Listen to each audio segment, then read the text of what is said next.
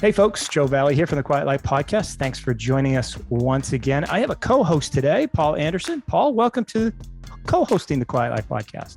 Thanks, Joe. I'm honored to be in the co-host chair with you, so appreciate the invite.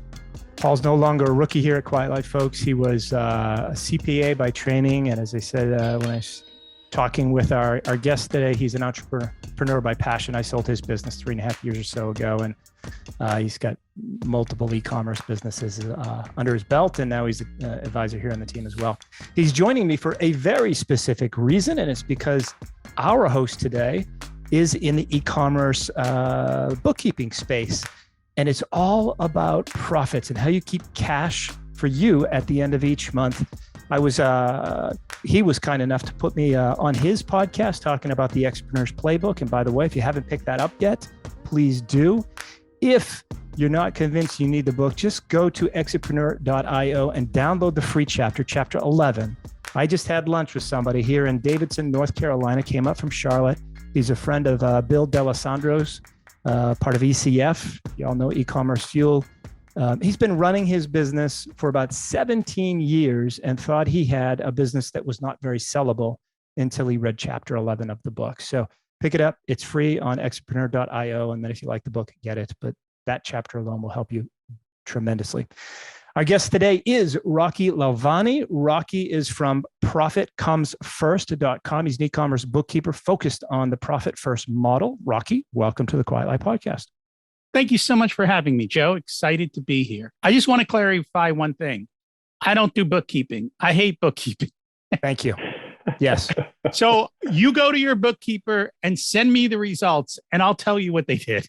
I told these two folks I was going to screw up the intro just because it's the first time we've had a co-host on, and here I go doing it in the first 35 seconds. Thanks for that clarification. Why don't you tell Paul and I what the profit first model is and what you focus on? So profit first is a cash flow model, and it's designed to work the way entrepreneurs work. And let's face it, and Paul probably knows this quite well as a former CPA. Business owners don't want to look at their financials in the sense that it's not what drives them. They all have the parts of their business they love. They love the metrics of selling. But by the time your bookkeeper brings you your results, it's old news. And you can't make business decisions on old news. Everyone wants to know, what do I need to do tomorrow? What do I need to do today to increase my sales and make sure that I've got enough cash going forward? And that's essentially what the profit first system did. It solved the problem of the way entrepreneurs do their financials versus the way their bookkeeper and their accountants do it. Is Profit First something you created, Rocky, or something that is out there based upon a very successful book? Let's just clarify that, if you will. Yeah. So Profit First is based on a book. It is by Mike Michalowicz, and Mike was a serial entrepreneur, and he actually had a big 7-figure exit back, I would guess, probably around early 2000s, maybe. I don't even remember the exact year. Thought he was the smartest businessman in the world. And over the next 2 years, that 7 figures in profit that he walked away with disappeared to the point that they were coming for the keys to the house and the car. And so Mike said, how did I get this so wrong? How did I screw this up? How do we fix this? And how do I help other entrepreneurs not make this mistake again? And one of his first ahas is that the accountants gave you the wrong information for the equation for profit. So most people are told sales minus expenses equals profit. Okay, but where is profit in that equation? It's a leftover. It's an afterthought. Mike said, no. Why don't we do sales minus profit equals expenses? And so now you're taking your profit first and you're constraining your expenses. That doesn't mean you shouldn't spend, but you really have to be thoughtful of how you spend. Is that going to limit the growth of a business, in terms of capital expenditures for inventory and things of that nature? It's not. It's not at all. As a matter of fact, what it's going to make you do is to be a little bit more thoughtful. So what most business owners, especially in the beginning, right? They see money, they go, let's buy inventory, let's do this, let's do that. They're doing it reactively and in the moment. What Profit First says is you should remove profit from the company. But if you're a growing business and you want to reinvest your profit, at the end of the quarter, you sit down and say, hey, I've got $50,000 in my profit account. How do I want to best reinvest this in the company? Which of the things that I can invest in are going to give me the best return on putting this 50,000 back in the company? So we're actually putting intention and thought into our spending instead of just doing it without thought because we're all running around with our hair on fire. So I want to ask you, Rocky, then. So in my business, kind of building off what Joe said, the inventory and cash flow is the hardest part. So if you're bootstrapping an e-commerce business and you're growing, you're constantly like, I just bought $50,000 in inventory. Wow, look at us growing. Now I got to buy $100,000 in inventory. Now 200,000.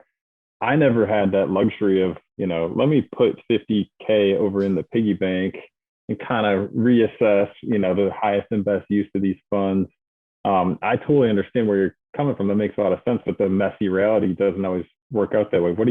How do you coach folks in that position? What does it look like? So what I do for those folks is what we talk about is to create a cost of goods sold account.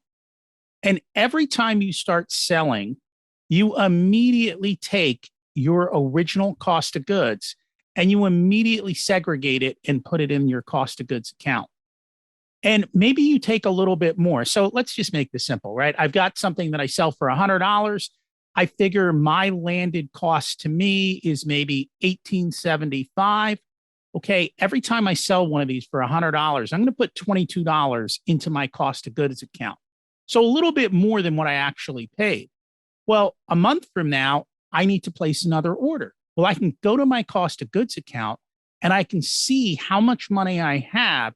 And I know that I can now pay for my order. Maybe I only can pay, if you're placing the order, maybe you do 50% down. So I know, okay, I've got enough money to cover my 50% down. There's still money left over.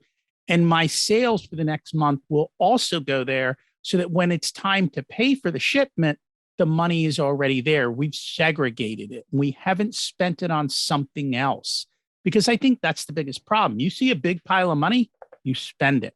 Yeah. But when we start giving every dollar a job and we put it in a separate place with that job, we tend to be more disciplined automatically. I just absolutely love give every dollar a job. I'm going to write that down, Paul. We need to remember that. That's brilliant, Rocky. For clarification purposes on this cost of goods sold account, are we talking about inside of QuickBooks or Xero, or are we talking about a separate bank account? So we talk about a separate bank account because let's face it, if you're the business owner and you want to know what's going on right now in the moment, are you going to go into QuickBooks and try and figure this out? And how quickly was that updated? Whereas if I go to my bank account and it's labeled cost of goods account, I can look at my bank account and go, there's $20,000. I know I have $20,000 and we're good to go. Okay. So it is a separate bank account. And it's very important that you create separate bank accounts with a purpose. So a couple other accounts you want with purpose. Tax, because that money's not yours, right? Yeah, you learned that the hard way, don't you? I've got one of those. It took me a good 20 years of self-employment, folks, to figure out separate tax account. I do every time I take a distribution, a certain percent goes into the tax account. So we take a certain percentage right off the top and we put it in the tax account because it's not your money. It wasn't yours. And we segregate that. When tax time comes, there's no longer this, oh my God, how am I going to pay taxes? Or I got to sell something. It's there's the money. It was set aside and I can handle it. We also put money aside for owner's pay because I know in the beginning, a lot of you don't pay yourselves properly. So let's pay yourselves. We do set money aside for profit.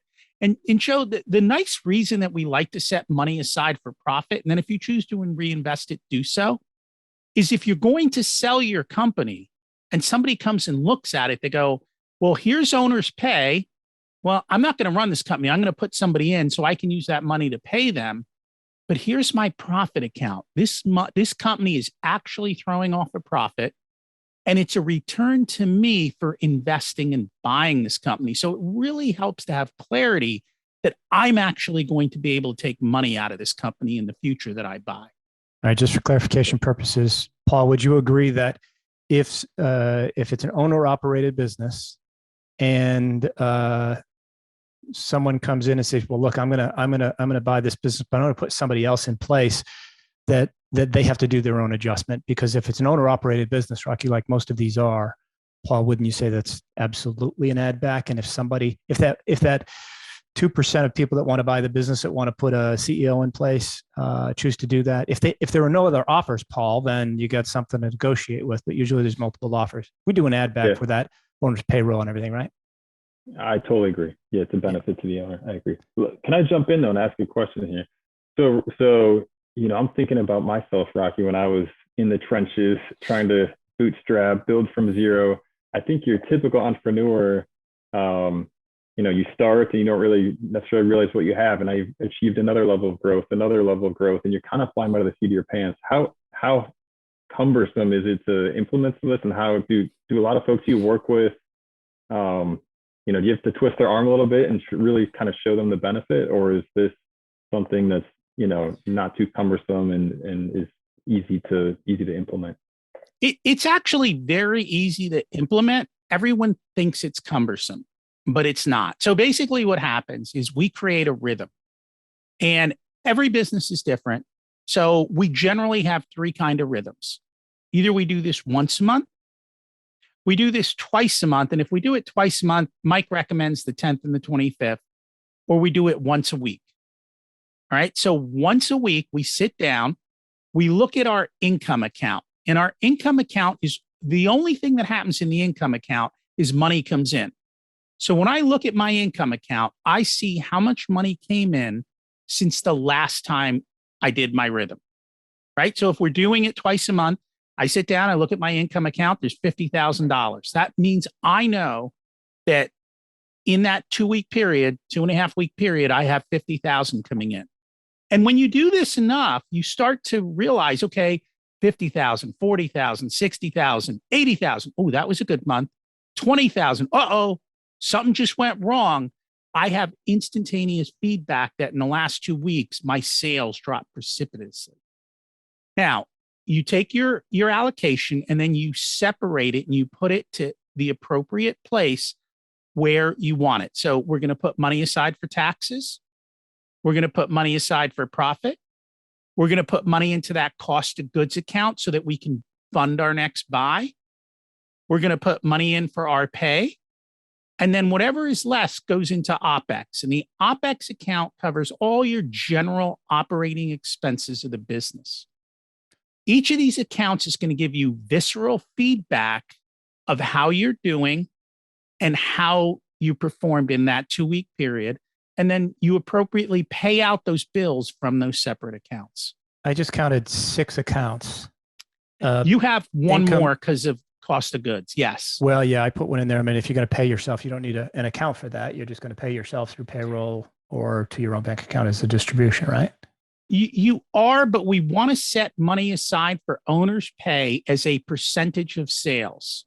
Okay. Because when you start to explode, you automatically get pay raises.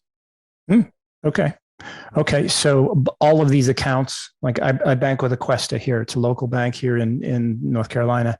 I'm using the same EIN, my same entity for each of these accounts. So it's all being brought right up to QuickBooks or Xero. And so you're working with e-commerce bookkeepers so that they get this, like our buddy that we talked about, Tyler Jeffcoat over at Seller Accountant. Folks, if you don't have an e-commerce bookkeeper, Tyler is one of the best, selleraccountant.com. So you're pulling all that money up there. It sounds very much like an anti-stress pill in the form of once you get this all set up. But I'm still kind of in Paul's camp. If I'm growing at 100% year over year, if my business, many of the businesses that we work with, Paul's included when he sold 3.5 years ago, and many of the people that we're working with now, they might only be 24 to 30 months old, and they're growing like crazy to the point where the profit really can't keep up with the inventory needs because they're growing that much, and you got to go, 8, 12, something, it's even longer now, lead times for ordering inventory. Yeah. What do you do in that situation when you've got clients? You've got all these accounts, but do you just have to accept at some point that the profit is very minimal? What do you do? Well, so if you're a growing company, your profit percentage might only be 1%. Yeah. Okay. So it might be $1 out of 100, which, let's face it, can you all deal with $1 out of 100? But that dollar out of 100, when you start becoming $1 million company, starts becoming real money. Okay. Right? If you think about it. So your percentages are where you're at currently. And over time, you really start to tweak them. So we take baby steps. Mm-hmm. In the beginning, you might have a 1% profit margin. Maybe at year 2.5 or 3, maybe we're at a 10% that goes into the profit account. Maybe your pay is only 2% or 3%. But think about it. If you started with 3% at 100,000 and now you have 3% of $1 million, you've automatically seen your income go up 10x as your sales have gone up 10x. Yeah, Paul, what did you do? Did you just take money out whenever you felt like you needed? You look and see how much can I pull out? Because that's what most people do, Rocky, right? I did it. You did that same thing, Paul? That's exactly what I did. Yeah, I didn't really have, I guess, the luxury, or at least I didn't feel like I had the luxury to pull out a set amount and set it in another account because I was just reinvesting it as fast as I could get it in. And your business was how old when it was sold? 3.5 years. Yeah, I could see Rocky doing that small percentage. I like that. It's at least you're establishing a system where you're setting up the accounts and you're putting that small percentage in each place, especially for the cost of goods sold account. Because so many people, Paul, how many clients do you work with that can run a cash flow report and know how much money they've got available for inventory? Because this is what this is about, Rocky, having the money set aside for expenses that are forthcoming. It is. And the other thing is, and this is probably because I read your book. I loved it. That's why we're chatting. It's right there on the shelf, of course. Right between two greats, Who Know How and Profit First. Thank you very much. So if you think about it, in your book, you say, for most businesses, right, your profit or your payout is an event, right? When you sell your business. Right. What we talk about is profit is a habit, not an event. And so we start building this profit habit so that we're constantly in that thought pattern of, hey, I am supposed to be profitable even at day one. Because if I'm not profitable at day one, I guarantee you at year one, you're going to be owing a lot of people money and you're going to be in trouble and you're going to be negative. And that is a major, major struggle. And a lot of new e-commerce people don't figure out all the calculations of all the people who are taking a cut before they actually make a profit. So this is giving you that visceral feedback up front. And it's showing you, hey, your business model may not be what you thought it was. I totally agree with you, Rocky. I think there's so many entrepreneurs, myself included, are literally flying by the seat of their pants. So to have some sort of system or some sort of way to reflect and make sure, do the economics of my business actually make any sense here is super valuable. So I totally get that. Let me pose, Go well, ahead, I just want to make one something. point because I don't think I fully explained this before, because your bookkeeper might yell at you. How many extra transactions are you going to have? This is too complicated. The reality is every time you do an allocation, you essentially make 5 transactions. And so you have 5 extra transactions per allocation. So even if you're doing this once a week, that's an extra 20 transactions that are going through. And they're so simple to see that your bookkeeper will be like, oh, I see what he did. Click, click, click, click, click, and be done. It should not take either of you more than 5 minutes a month to deal with this. Yeah, if your bookkeeper is complaining about that, folks, just fire your bookkeeper. Hire Tyler. Go ahead, Paul. You're going to ask a question. So Rocky, there's, profits kind of a loaded word in a way. So there's profit, what I would call like penny profit or dollar profit, and then there's profit margin, right? So like in e-commerce, it's a very classic scenario. Like, okay, to acquire a customer on Amazon or my Shopify store, I can kind of put more dollars in the top of this funnel, ad spend, and I can profitably acquire customers and grow my total profit, but I'm going to be shrinking, maybe as I put more dollars in the top of the funnel, my profit margin is going to shrink. Is there how do you approach that? Or as a, e-commerce entrepreneur, how would I think through that, kind of using the profit first mindset or model? So we actually tell people to reverse engineer this, because too often I see this with the marketing folks all the time. They talk about that ATM. Hey, if you put $1 in this machine and it gave you $2, well, you'd keep putting $1 in there, wouldn't you? And everyone's like, yeah, I'll keep throwing $1 at you to make $2. And I'm like, excuse me, cost of goods is $1.20. Every time you put $1 in that machine, right, it's $1.20 in cost. You're at $2.20. You just lost 80 cents. You just lost 20 cents on every sale because you can't cover your costs. So I think people really need to get clarity on what profit margin is and which way they do markup. You really need to do the math. And just, I'm going to make this simple, right? If I buy something for $1 and I sell it on Amazon for $2, well, I have 100% margin. That's great. But if I sell something on Amazon for $2, they're probably going to take 60 cents. So really all I've got left is 40 cents. And that's where people get confused and they don't understand. And you still have to pay for shipping, and you still have to pay for this, and you have to pay for that. So I think taking the time, whether it's with your bookkeeper, your accountant, or somebody, and doing the actual math of the entire sale, like how much does the cost of goods? How much am I selling it for? What are all the fees? How much is shipping? How much do I have left for my overhead? And doing that gives you clarity on whether or not you have a product that's profitable to sell. And that's not something that you help with, is breaking that down with a client? I will help them do that. Yes. Okay. We do that because here's why we do it. And I see this with Amazon sellers all the time. I'll have them go in their Amazon account because Amazon's really good. The software will show you what your most profitable products are and where you're getting the best margin. And then I tell them to do it the other way. I go, show me where you're losing money. And it's amazing how many Amazon sellers have products in their bins that are losing money. Meaning every time you sell this, it's money going out of your pocket.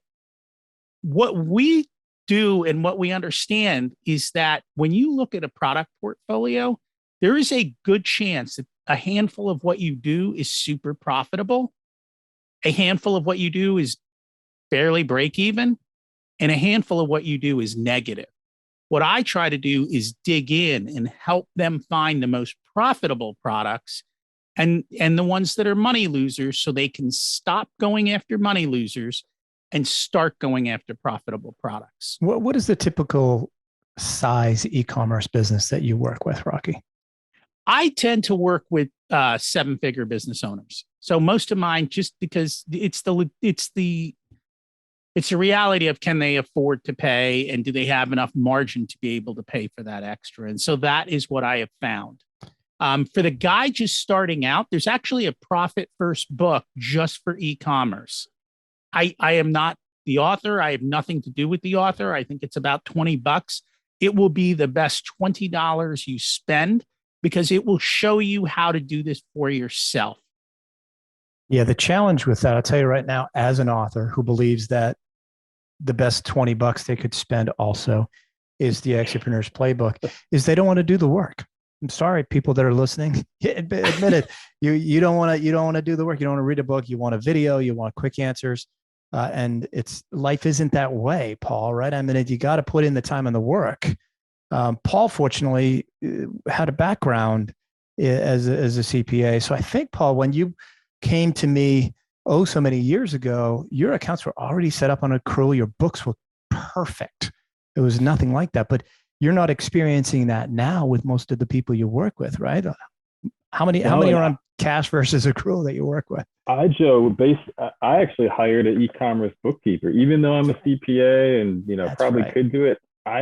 When you're running the business, your job number one is to sell the product, source the product, work with the customers. So I left it up to another expert versus myself. So That's right. I remember that. That was one of the great things talking about Paul's business, Rocky, was that, we've got somebody that's trained as a CPA. He's passionate about being an entrepreneur, but he outsourced the bookkeeping to an e-commerce bookkeeper. That's right. Everybody should be doing that, in my opinion. Go ahead, Rocky. I think people get really confused and they look at a financial person like a bookkeeper or CPA as a everything person. No, and they're not. They're not. I'm going to, hell yeah, you're right. Talk my language. Go ahead. Each one of them has a specific function and they have specific motivations. And so the bookkeeper is really good about putting the transactions where they belong. The problem is there's no standard in bookkeeping. So you need to make sure you have a good bookkeeper who knows how to set up your chart of accounts, who knows how to do your accrual accounting, who knows how to keep track of your inventory, who knows all of that. Your CPA more than likely is focused on your tax return. And their goal is to make you pay the least amount of taxes. Well, the easiest way to pay the least amount of taxes is for them to convince you to spend money.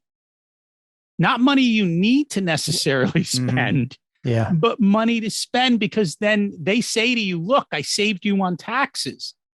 Yeah, but you just spent $1 to save 30 cents, which is absurd. So understand their purpose. Yeah, again, tax mitigation, that's the CPA. Preparing monthly financial statements, that's your bookkeeper. And there is a distinct line between the two. Anytime that I have a client coming to me to sell their business and I ask who their bookkeeper is and they say my CPA does my books, I know the books are going to be wrong. Probably going to be done on a cash basis, all for tax purposes. And Paul, how often does a CPA update books? Not often. Quarterly? Very rarely. Yeah. You don't want to you do not want to trust your tax accountant to your e-commerce P&L. That is a recipe for disaster. Yeah. They do journal entries. It drives me up the wall. They do a journal entry and I'm like, wait a minute. Where did this $250,000 go? Yeah. I thought you had it. No, it was a journal entry. Right. I'm like, please help me. Right. So folks, we've mentioned Tyler Jeffco. You can email myself or Paul at Quietlight, Joe at Quietlight, and we can send you a document with 5 or 6 e-commerce bookkeepers that are rock solid, that Rocky probably already works with. You can also go to exitpreneur.io and there's a partner list there and the same e-commerce bookkeepers are right there. We just haven't managed to do that on the Quietlight site. We make it more difficult for some reason. Rocky, how long does it take? Because let's talk about the fact that this is what everybody should be doing, in my opinion. Paul, would you agree that every e-commerce bookkeeper should be paying close attention to the numbers like this, right? Yeah, absolutely. That would be very nice. But they don't do it because it's a pain. It takes time and effort. So if somebody's going to come to you, Rocky, and they're doing $500,000, and growing rapidly, and you say, okay, you're going to be there soon. How much work do they have to do, hour-wise, time-wise, in order to set everything up with you and work with you on disseminating accounts and getting on your profit first, system? The funniest thing is the hardest part of this whole thing, for some reason, is for these business owners to go to the bank and just open up the 5 accounts. Yeah. They already have one. Just go open the other 5 accounts. The second thing that gets a little difficult is because all the money is usually coming in electronically, is to separate the money coming in from the money going out into those 2 accounts so that it's appropriately done, so that the money is going into the right account and your spending is coming out of the right account. So it's just moving that stuff around that takes a little bit of time, and getting it set up takes a little bit of time. They don't have to talk to their bookkeeper because I'll do it. When you're paying a bill, you actually, depending upon the bill, you got to choose which bank account the money's coming out of. Correct. Fascinating. It's the hardest thing is getting them to go to the bank. Okay, so I could go to the bank and and set up 5 additional accounts in the next, let's say 2 hours, because there might be a line or something like that, right? It doesn't take that long, but then I've got to get it set up in QuickBooks or Xero too. So my bookkeeper's got to handle that part of it for me, right? Just tell your bookkeeper, hey, I opened these 5 accounts. And what we tell people to do is we actually have them label them at the bank. So if you go into the electronic, when you sign into your bank, we actually have you label each account in the bank, and we put your percentages in the labeling so that every time you look in there, you go, oh, that's my profit. It's 1%. This is my cost of goods. It's 22%. Okay. This is my tax account. It's 10%. Okay. I actually will build them a custom Excel sheet. So all they have to do is say, there's $28,000 in my income account. They put the $28,000. It shows them exactly how much move to each of the accounts. They get on their phone, they move the money, they're done. And then the bookkeeper takes over. All right. I'm going to just be that shadow of a doubt, guy here. I sold a business a couple of years ago, right? Or actually it closed the day that the market crashed because of the pandemic. So it was March of 2020.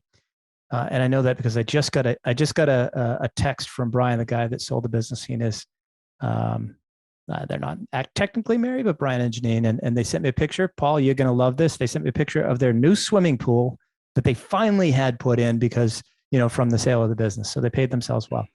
But Rocky, they went from 0 to 5 million in revenue inside of 30 months. And I had them on the podcast. They bootstrapped this really, they got about $100,000 worth of credit card cash advances to buy inventory. They tested it. They saw the potential of the business, and they sat down, and Brian and Janine went through the numbers, and she was going to order a small amount. And he's like, nope, if you don't want to run out of inventory by Christmas, if you really want to do this, you need $100,000 of inventory. She signed up for a whole bunch of credit cards with cash advances all on the same day so that they wouldn't catch up with each other, and got the money, bought the inventory, grew to 5 million in revenue in a very short period of time. But all their money was sent overseas because they had to keep up with inventory. So I wrote down here line of credit on my notes, and I circled it. I don't think that they're going to be able to, their profit percentage, be very small all along the way for them. Do you recommend that people set up lines of credits or HELOCs or anything? They're not going to get a line of credit on a business that's 30 months old, but any way that they could pull money in for, capital expenditures elsewhere, or they just pull it from the business for inventory? Oh, I'm assuming they knew what they were doing going into that business, didn't they? They had experience before, or was this their first time at the rodeo? No, it was definitely not their first time at the rodeo. So they already knew how this worked, right? They knew they could take $100,000 gamble and it would work. When you do something like that, the biggest thing is to segregate the money. So if in that case, let's say we're starting up and we're fresh, we're going to take that $100,000 and where am I going to put it? Immediately into the cost of goods account, right? Because then I know this is my money for cost of goods. I can send it to China. And as soon as I sell that stuff, I'm immediately replenishing my cost of goods account. And if you're going to grow fast and you've got a product that's highly profitable, you could even put double in your cost of goods account, right? So this way, your cost of goods account is always building quickly. And it's building for growth, because every time you sell something, you have the money to buy 2 units. Well, now I bought 2 units and I sold those. Now I have the money to buy 4 units.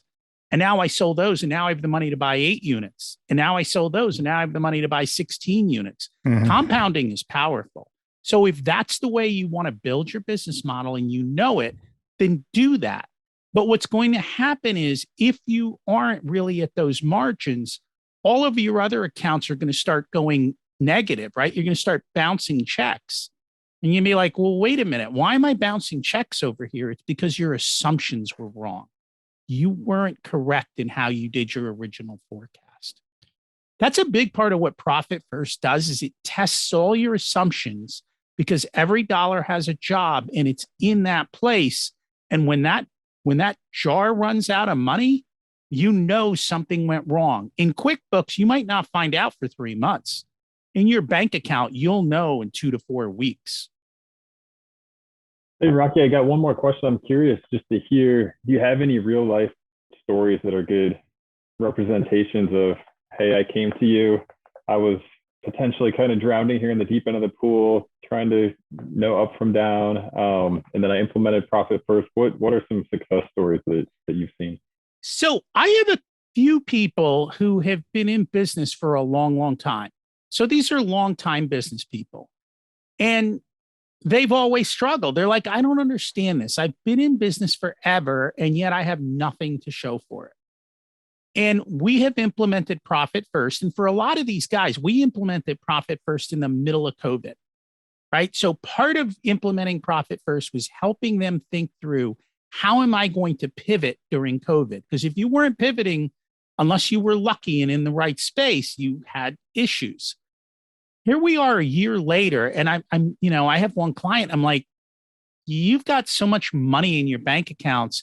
We're now going to start pulling money out of your business. Do you want to do real estate? Do you want to do stocks and bonds? Do you want to buy another? Like, how are we going to reinvest this business? I've got another gentleman, same thing.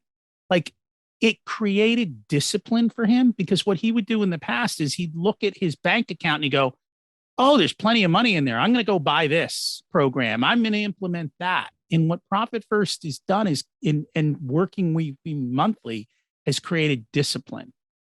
The other thing is, they start to understand that their margins are too tight. And so they pivot to products with bigger margins, and they start to change the way that they look at their business and go, I'm not going to sell that anymore. Whenever I sit down with an Amazon e-commerce person, I just have them open up their dashboard. I go, show me your least profitable products. What's common here? Why don't we stop doing this? And they're like, yes, let's stop doing that. What's profitable? These are profitable. Can we do more of that? It's just an awareness and just helping them to see the truth of what they're thinking and what their gut says to what the numbers truly are. It's not emotional anymore. We're looking at reality. I love the fact that it's not emotional anymore. So many things I'm going to use, so many good lines. Yeah, sure. The one that I want everybody to remember most is that every dollar has a job. And Rocky's Profit First process is to allocate the job to each dollar. And that allows you to, I cannot imagine, as you're talking, Rocky, and I'm thinking about this, and I'm thinking, if everybody went with this mentality, I don't think there's a single person that would not have a more valuable business at the end of the day, because there's going to be an extra % or 2 or 3 or 4 or 5 in there. At the very least, Paul, they're going to have a great peace of mind because they know, what to do with each dollar that comes in, instead of spending a whole bunch on things that they don't necessarily need. And the analysis, slowing down and taking the time to look at, the 17 SKUs that you have, and that 11 of them are break even or not profitable, is a real dose of reality. I force them to do that. I'm like, open up your account. Let's go in there. Show me the screen. Hit these buttons. Do this now. Yeah. It's like, it's creating the time and space, because they're too busy. They're running around. They're not thinking. And so it's literally having that accountability of somebody going, you got to do this. That's excellent. Excellent. How do people reach you, Rocky? How do they find you, and how do they work with you? The best place is the website, which is profitcomesfirst.com. And from there, you can find 2 free chapters of Mike's book. You can find the podcast, which is Profit Answer Man, where we dig into this in a lot more detail. If you listen to the first 13 chapters or episodes, I teach you everything I'm doing. So, if you're a bootstrap guy, go learn. There's no secret sauce. I will teach you everything on the podcast. And if you've got a specific question, email me. Profit Answer Man. Yep. Profit Answer Man, and profit comes first. I love it. Rocky, brilliant. Thanks so much for your time. Appreciate you coming on the Quiet Life podcast. Thank you, Joe and Paul, for having me. It was a blast to be here.